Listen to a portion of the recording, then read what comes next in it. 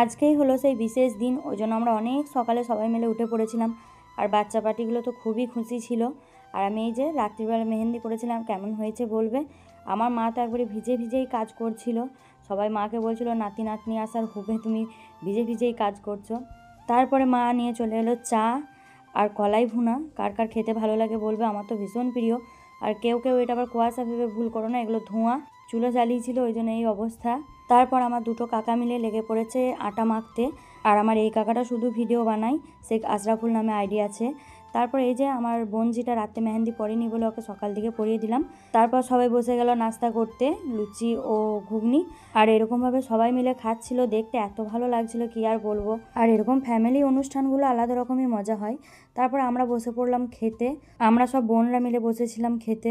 তারপর এই যে এবার এটা লাস্ট ব্যাচ চলছে নাস্তা খাওয়ার। আর তোমাদের যদি আমার ভিডিও ভালো লেগে থাকে একটু ফলো করে পাশে থেকো।